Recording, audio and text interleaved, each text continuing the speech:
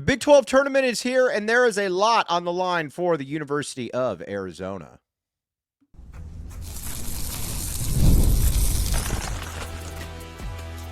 You are Locked On Wildcats, your daily podcast on the Arizona Wildcats. Part of the Locked On Podcast Network, your team every day.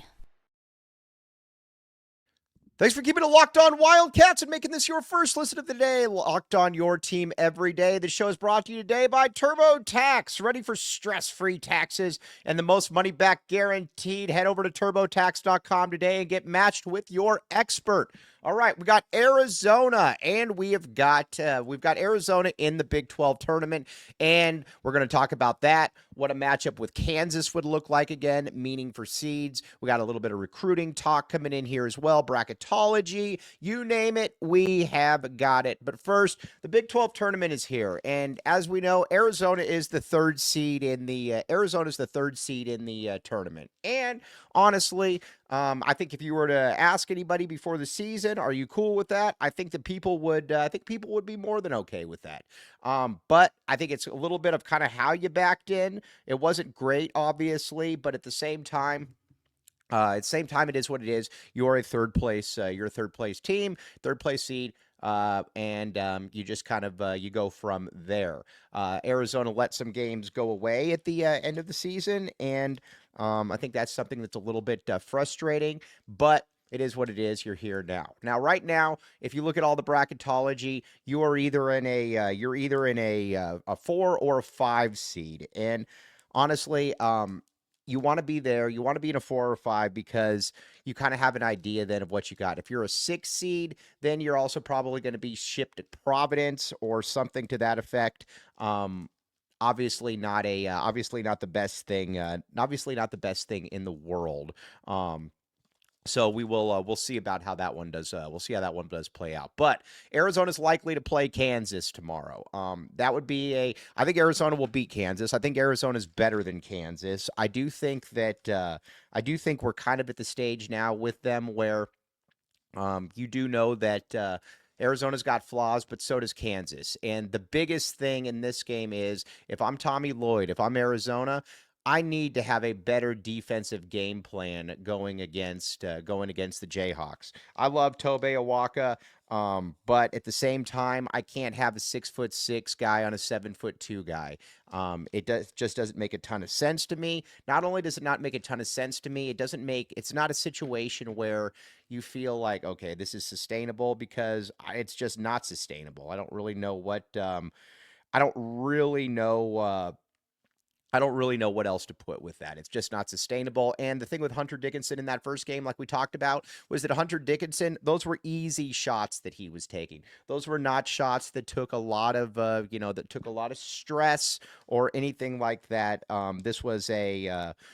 These were easy shots. And I think the thought was that maybe they could push Hunter Dickinson off the block a little bit, but that clearly didn't work. And honestly, I don't know why you would think that would work. As good as Tobe Awaka is, as big as he is, he's also the one as well that, he's still 240 pounds, where Hunter Dickinson's 7'3", 265. He's just a bigger man. Now, I get that the theory was, well, we're going to put Henry on it, or if we don't want Henry to get into foul trouble. I get that, but Henry got into foul trouble anyway, so did it really matter?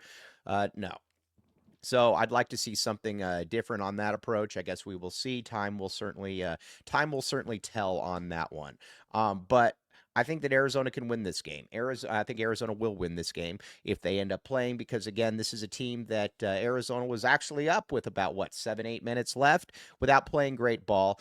Kansas, the thing with Kansas is they had way too many wide-open dunks, and not only way too many wide-open dunks, they also had just plays where you're just total breakdowns across the board that are just very, very frustrating. And that's something that I just can't really get past. And, I mean, you look at KJ Adams had 3 dunks in the first 10 minutes. That can't happen.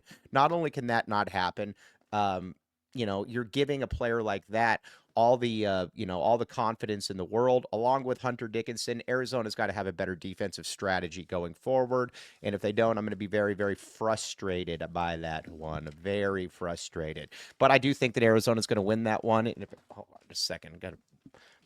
Now, if Arizona does win that, then I think that you're pretty much locked in at a 4 or 5 seed at the very worst, and you're going to be either in Seattle or you're going to be in Denver. You're going to be in one of those two spots, and if you're in one of those two spots, I think you just take your chances. Now, again, I think you would like to avoid Duke or Auburn, but the other ones I'm cool with. You got to play Florida, you got to play Tennessee, whatever the case may be. Also, some of the other players on this team have to play better. KJ Lewis has to play better. Listen, KJ Lewis is a winning that can do a lot of winning things on the basketball court. Period. He can do he can get to the bucket when he's engaged defensively and not going for steals. He's really, really good. The problem though too is that I think we're kind of at the stage now with him where you do wonder, you're not Kobe Bryant, and you've got to stop trying to do that. And I think that's what so many people are confused by, is that he is listen, you're open for a reason. And I think with Kansas was leaving you open for a reason. And that's something that, it shouldn't really take you by surprise. You got to be able to understand that time and place. Now, again, I realize that some of those were against the shot clock, but when you're shooting 16% from three, it is what it is. But he's got to play better. Arizona needs him to play well. And Arizona, not only does Arizona need him to play well, Arizona needs him to be a difference maker. And if he's not, then Arizona's going to have a hard time. Then Arizona's going to struggle. That's just kind of the way it is. I guess that's how we will. I guess that's how we'll see how this all does play out. Now, sorry, my dog is at my feet. He keeps bothering. So, and then when you watch the rest of this, squad too, I think you can see that, there's obviously some holes on this team. I think it's impossible to sit here and say that there's not, but he's got to play well. And the other one that's got to play well is Caleb Love. I mean, this is why you brought Caleb Love in. He was all conference. He was, you need him to be an All-American type. He really wasn't that this year, but you need him to play better than he played. And I think with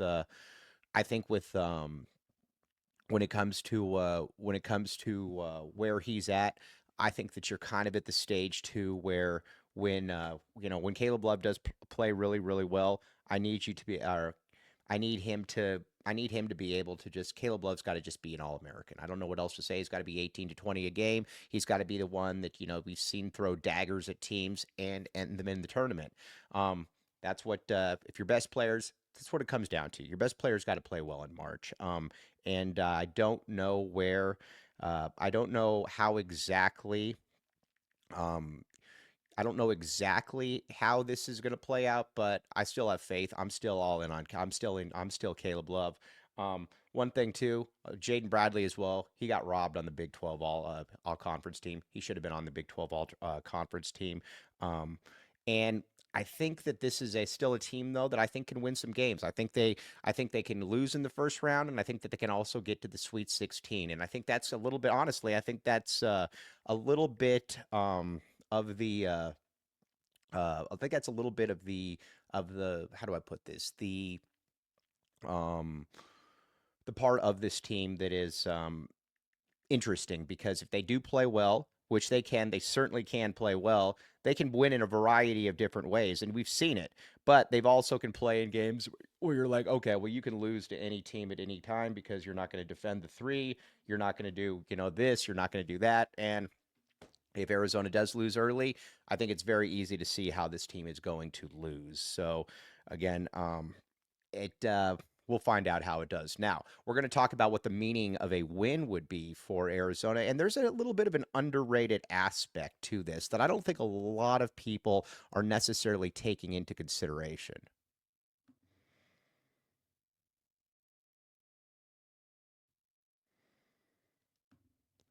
But first, we've got to get into TurboTax, my friends. It is tax season. Everybody's got to deal with this. This is one of those things that, you know what? Tax season is tax season. Nobody likes it, but the best way that you could do it is go with somebody that you trust. This is a message from Intuit TurboTax. Taxes was waiting and wondering and worrying if you were going to get anything back. That's annoying. And then waiting and wondering some more. That's annoying as well. At TurboTax, an expert who gives your taxes their undivided attention as they work on your return while you get real-time updates on the progress so you can keep in touch with the day. That's nice. You know that you got somebody working on it, and you can see how they do it as they go. The expert will find every deduction possible and file every form, every investment, everything with 100% accuracy.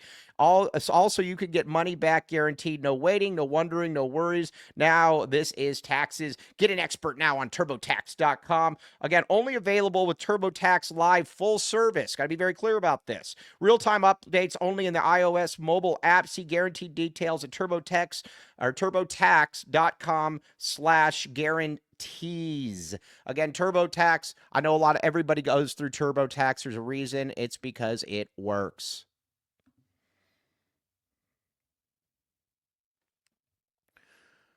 Thanks for keeping it locked on Wildcats and making this your first listen of the day. Locked on, your team every day. All right, now, as far as seeding goes, I think Arizona locks in a 5 or a 4 if they win this game. If they lose this game, then I think you could be a 6. You're not going to be anything less than a 6, but and I think you kind of know where you're going to play. You're either going to play you're either going to play Seattle or Denver, and I'm fine with that, and honestly, I think that everybody else should be fine with that. But this team, again, this team can win it. This team can lose in the first round. It can go to the Sweet 16, and if it goes to the Sweet 16, then all bets are on. All bets are off at that point as to what they could do. So we'll see. I think that this team can win in a variety of ways, and I think that's something that's exciting about this squad is when you watch them, you know that, okay, there's a little bit of a different flow to them and that they can be tough. And I think that's the thing that's so frustrating is that they can be tough, and you're like, why can't you just do this more? And I think that's just the part that's just frustrating about all this. Why can't you do this just a little bit more? And we'll find out. But again, I think that this team can be built to play better ball, and I think we're going to see that. I have no reason why to think this, but I am cautiously optimistic just because there is a stretch this year where you're like, man, this is a tough team. We'll find out how this goes, but this is a tough team. And I think that there's a lot to like about this, so we will find out. A big part of this, though, is going to be Henry. Henry, I think you could make the case, is going to be the most important player in this game. Henry is, again, at 6'10", he's got to be able to, he's the one player on this team, along with Jaden Bradley, that Arizona cannot replace. He has got to be able to play he's got to be able to stay on the court. Not only does he have to stay on the court, he's got to be a difference maker, because Arizona doesn't have anybody like him that can do the things that he does, from blocking shots to shooting to rebounding. He's a difference maker, and Arizona needs him to be a difference maker. And if he can be that, then he's in a very, very good he's in a very, very good situation. Okay, now where is it then with Jaden Bradley? Jaden Bradley, to me, is another interesting one. Jaden Bradley, again, just be the steady hand. And if you're the steady hand, then I think that you're going to be in pretty good shape. He is again, he's never going to be a volume assist guy. You're never going to look up and be like, oh, Jaden Bradley just had 25 assists. That's not what he does. And that's not ever who he's going to be. But, Jaden Bradley, though, like in Kansas, he controlled the tempo. He got into the lane. He made the easy pass. He was good. He was exactly what Arizona needed. But he's got to be able to play, like I said, with a fair degree of certainty and so again, he's one player on this team that you absolutely cannot, you absolutely have to be able to, he's got to play well. If he wears down, and that's going to be my concern, teams that can pressure the ball, because then Arizona's only got really one ball handler, and it's not like he's good, but it's not like he's Jason Terry. So, Arizona can match up with a lot of different teams, but that's also a plus and a negative because, again, if you're a 4 seed, you're going to be playing a 13 that could absolutely beat you. You're going to 5 to 12. It just is what it is. This is going to be the ultimate one game at a time type situation here for the University of Arizona. Now, the other thing that I think we need to look at too with this is if Arizona loses, you're probably a 6 and you're going to be playing an 11 and then you're going to be playing a 3. But, in a weird way, and I realize I'm speaking out of both sides of my mouth, I don't necessarily worry as much about that, mainly because at the end of the day, man, like you're going to have to play good teams. That's just the way it is. And Arizona is a team that can beat a 3 seed and they can lose to a 14. That's just kind of the way it is. And I don't know that there's really going to be any difference about that. We will, like I said, we will find that out. I am of the opinion though that people that are writing the post-mortem on this team already, we will see how it plays out. I am not at the stage where I am ready to throw that one in at all. We will see though. Now Tobe Awaka, another one, got to play well. Got to play well. He's got to be he's got to be double guy. He's going to be limited in certain areas on defense. You know that. Going into a game that he's going to have certain issues. There's just the way it is. But there's no reason too that he can't also be a difference maker as far as getting rebounds, throwing that girth around, and finishing around the hoop. One thing that he is a lot better at than I think people don't give him enough credit for is putting that around the hoop, is finishing around the bucket and being able to do the things that he can do well. That's what he's got to do though. And then when it comes back to KJ for a second, and I put this out earlier in the year, if KJ plays to his game and does 2 to 3 dribbles and either shoots the mid-range, finishing around the bucket, playing defense, then he can be in really, really good. Then he can be in really, really good form. It's when he tries to do way too much, where you're like, all right, here we go. Just another difficult one. He's got to be able to play better. I don't know how else to put it. He's very talented. Everybody knows that. He's just got to be able to play better. We'll see how it all does play out. Now, there's going to be we got some recruiting talk here in a second because everybody's talking about, what's going on with Arizona basketball, what's going on with Tommy Lloyd, what's going on with Braden Burries, and because there's some interesting factors that all go into this. The Braden Burries one and Koa Pete obviously have some new news as well.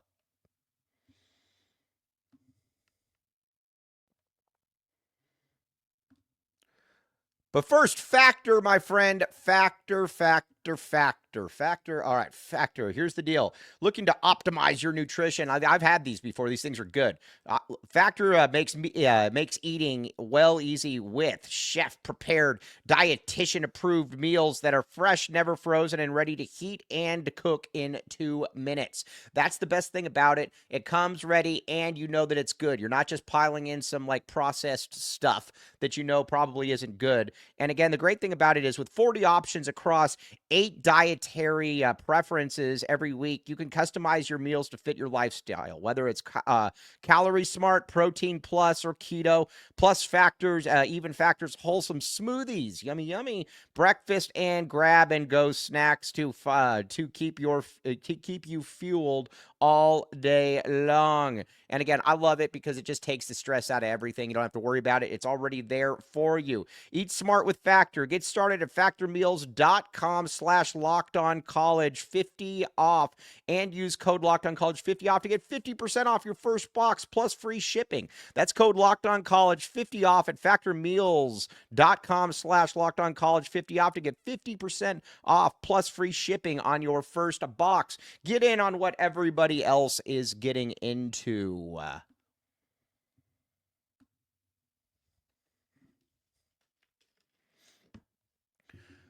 Thanks for keeping it locked on Wildcats and making this your first listen of the day. I am your host, Mike Luke. All right, now let's talk a little bit about Arizona and where you are with some recruits. Now, Braden Burries, I expect to come to Arizona. I expect your backcourt next year to be Braden Burries and Jane Bradley. And I'm more than fine with that. I think that's a fine backcourt. I have no problems. I have no issues with that whatsoever. And then after that, I think that if you don't get Koa Pete, you can give Carter Bryant a lot more NIL to be able to come back next year. And honestly, and I don't want to be that guy that's like, oh, we didn't want him anyways, or anything like that. No, that's not what I'm saying. But I would take a sophomore Carter Bryant over a freshman Koa Pete. I would be more than okay with that. I'm, if that's what happens, that's what happens. But Braden Burries is another ball handler. You need a ball handler. And you need a guy that can get to the bucket, can make threes, and can just get his own shots, get his own stuff. That's what Burries can do, and Burries is a monster at that. Arizona needs somebody like that. And then when it comes to Carter Bryant, if you got Carter Bryant as your small forward next year, you're more than okay with that. You are more than okay with Carter Bryant as your starting small forward, and if that's your dude, he's going to be a 3-point shooter. He's going to be able to get his, and he's going to be able to block shots. He's going to be able to be effective. He's going to be able to do a lot of different stuff for Arizona, and I think that's the part that's kind of exciting about Carter Bryant. So if you can get him back for another year, give him some more money in the process, give him a little bit more of that spare change, I think Arizona would be in a really, really good spot. And the up front with Koa Pete, we'll see. I've always felt that Arizona maybe gets him because they backdoor into him. But I also don't think that Koa Pete is married to Arizona. A lot of times with in-state kids, they want to come here. And for whatever reason, Arizona, I don't know, and this is just a guess, I don't think Arizona's been able to close the deal with him. And it is what it is. If Koa Pete ends up going somewhere else, then if Koa Pete goes to ASU and he wants to do the ASU thing, well, then you know what? Have at it. Have fun. Because you're going to play for a coach that doesn't really know what he's doing, and that shows time and time again. That's what happens. Then that's what happens. Now with Tobe Awaka and Henry Vasar up front, I'm more than fine with that. If that, again, I know some people are worried about, the defensive issues that maybe Tobe has or whatever, but I know he's going to get me a lot of rebounds. I know he's going to finish around the hoop, and I know that he is going to be able to, to play tough basketball. And I think that's the part that you need from him. He can do all of those things, and he can do a little bit more. And then I think Henry develops into an All-American type next year, or at the very least, I think he's 13-8 with a couple blocks, and he develops into an NBA prospect, a first-round type guy. I think you probably end up seeing that as well. So, if that's your starting five next year, then I'm ready to roll with that. Now, again, you got to fill it out on the perimeter. You got to be able to get some other players in there. But that team, I think, can win. A lot of games. And not only can that team win a lot of games, I think that team can also compete for a national championship. Then at that other spot, then I think you've also got to look at it and be like, all right, who we get down the back? Who are you having back up then? If I can get ADO back as a seventh man, cool. If I got Krivas back there, cool. Dwayne Aristod, cool. Again, I would rather. I need a competent backup point guard. Conrad to me is not that guy. I like the theory of Conrad's cool, but if you don't have a roster filled with players, I don't really understand what you're doing at that point. You've got scholarships for a reason. Use them. Maybe some of those guys won't.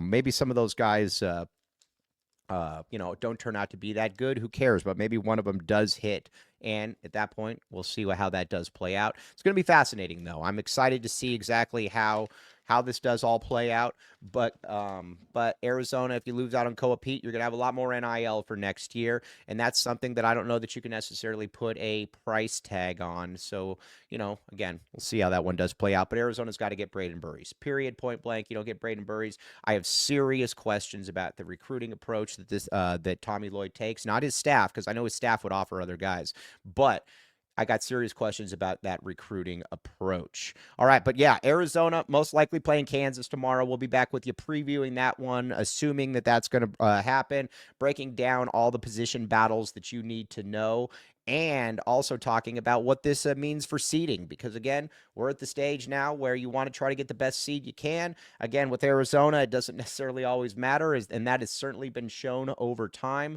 But you still, at the end of the day, you don't want to outthink this. This isn't difficult. You want to try to get the best seating possible for going against, whatever team you are going to go against.